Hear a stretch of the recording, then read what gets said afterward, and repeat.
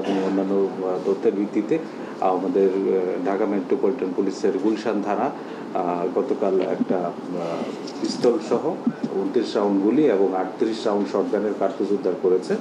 এটা উদ্ধার হয়েছে গতকাল আপনার দুপুরে গুলশানের মানারাত ইউনিভার্সিটি সংলগ্ন চেকপোস্ট 10-এর পাশে লেকপাড়ে ময়লার স্তূপ থেকে। এটা পরিত্যক্ত অবস্থায় উদ্ধার করা হয়েছে। গত 20/9/2024 সালে মোহাম্মদপুরের আপনার বেড়িবাঁধ সংলগ্ন মাজার রোডের সামনে রাস্তার উপরে একটা ঘটনা সংঘটিত হয়েছিল।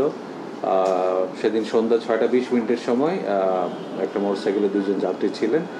তাদের উপরে কিছু অজ্ঞাতনামা আসামি অতর্কিত হামলা চালায় এবং হামলা চালিয়ে একজন খুব গুরুতর জখম হয়। তাকে পরবর্তীতে হাসপাতালে প্রেরণ করা হলে রাত্রে প্রায় আপনার 2টার দিকে তিনি মারা যান। এই ঘটনা সংঘটিত হওয়ার পর থেকে আমরা বিভিন্নভাবে পুলিশি তৎপরতা অব্যাহত রাখি এবং এই 22 তারিখে এই সংক্রান্তে মোহাম্মদপুর থানায় একটি মামলা দায়ের করা হয়। মামলা দায়েরের পর থেকে এবং এর আগে থেকে আমাদের কাছে যে তথ্য ছিল সেই তথ্যগুলো আমরা বিশ্লেষণ করে এবং আশেপাশের সিসিটিভি ফুটেজ বিশ্লেষণ করে আমরা কিছু অপরাধী শনাক্ত করতে সক্ষম হই। তারই প্রেক্ষিতে গতকাল মোহাম্মদপুর থানায় এলাকায় অভিযান চালিয়ে মোহাম্মদপুর থানা পুলিশ কর্তৃক এই মামলার একজন আসামি মিরাজ মোল্লা তাকে গ্রেফতার করতে সক্ষম হই এবং সে প্রাথমিকভাবে এই ঘটনার সাথে সম্পৃক্ততার কথা স্বীকার করেছে। আমরা জানি যে যে বিচ্ছিন্ন ঘটনাগুলো ঘটেছে সেখানে পুলিশি তৎপরতা আমরা যথেষ্ট চেষ্টা করছি। আমরা যারা অপরাধী তাদেরকে আইনের আওতায় নিয়ে আসার জন্য তারই ধারাবাহিকতায় এই যে ঘটনাটা ঘটেছিল মোহাম্মদপুর থানা এলাকায় তারই একজন আসামি গ্রেফতার হয়েছে এবং এই ঘটনার সাথে অন্যান্য যারা জড়িত তাদেরকেও গ্রেফতার করার প্রচেষ্টা অব্যাহত রয়েছে। এটা হলো সে মিরাজ মোল্লাকে আপনারা দেখতে পাচ্ছেন। আর একটা বিষয় আমাদের খুব গুরুত্বপূর্ণ একটা গ্রেফতার ছিল গতকাল, আপনারা ইতিমধ্যে জেনে থাকবেন হয়তো। আমাদের গাজীপুরের কাশিমপুর জেল থেকে পালানো ঢাকা বিশ্ববিদ্যালয়ের ছাত্রী হত্যার যাবজ্জীবন সাজাপ্রাপ্ত আসামি মজনু তাকে আমাদের ঢাকা মেট্রোপলিটন পুলিশ গতকাল কুড়াতলী বিআরটিসি বাস কাউন্টারের পেছনে রেল লাইনের পাশ থেকে গ্রেফতার করে এবং গ্রেফতার করার পরে তাকে ওই যেহেতু সে সাজাপ্রাপ্ত আসামি এবং তার বিরুদ্ধে আপনার কাশিমপুর কারাগার থেকে পালানোর অপরাধে আরও একটি মামলা হয়েছে। পরবর্তীতে তাকে কাশিমপুর কারাগারে হস্তান্তর করা হয়েছে।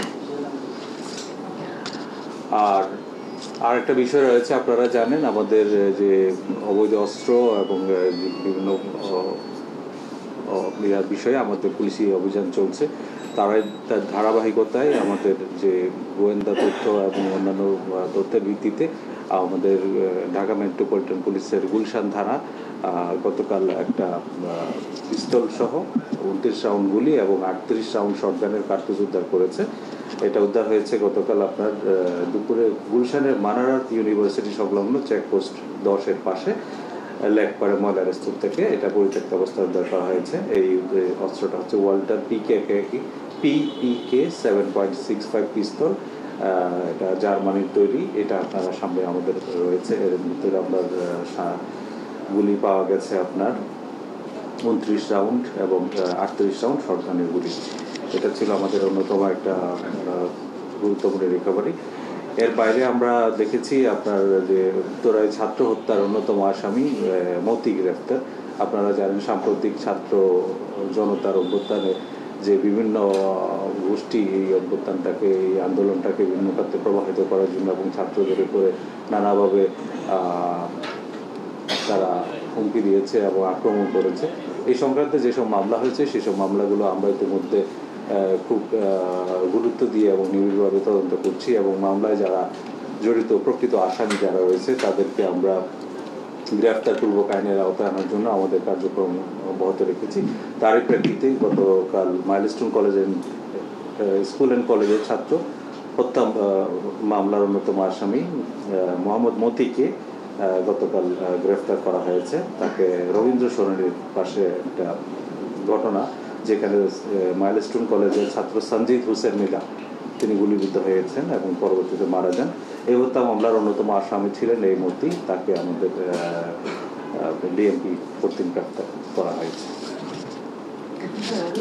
এছাড়া আরেকটা বিষয় আছে, আমরা জানি আপনাদের অনেকেরই কনসার্ন, সেটা হচ্ছে আমাদের ঢাকা শহরের ট্রাফিক শৃঙ্খলা নিয়ন্ত্রণ এবং এই সংক্রান্তে আমাদের ট্রাফিক কি পুলিশের যে গৃহীত ব্যবস্থা সমূহ কী কী। আপনারা জানেন যে বর্তমান পরিস্থিতিতে আমাদের যে ট্রাফিকের রাস্তাঘাটের যে শৃঙ্খলা, সেটা নিয়ে আমাদের যে ঢাকা মেট্রোপলিটন পুলিশের ট্রাফিক বিভাগের পক্ষ থেকে আমাদের নিয়মিত কার্যক্রম চলছে এবং এই বিষয়ে যেন আপনার ব্যাটারি চালিত রিক্সা, তারপরে অননুমোদিত রিক্সা বা কোনো কারণে যেন মূল সড়কে চলাফেরা করতে না পারে, সেই জন্য আমরা আমাদের নিয়মিত কার্যক্রম চালাচ্ছি। গত 21শে সেপ্টেম্বর এই সংক্রান্তে আমাদের যে অভিযানে যেটা প্রায় 734টি নিয়মিত মামলা রুজু করা হয়েছে এবং একই সময়ে প্রায় 31 লাখ টাকার মতো জরিমানা ধার্য করা হয়েছে এবং এই একই সময়ে 64টা গাড়ি ডাম্পিং করা হয়েছে এবং 35টি গাড়ি রেকারিং করা হয়েছে।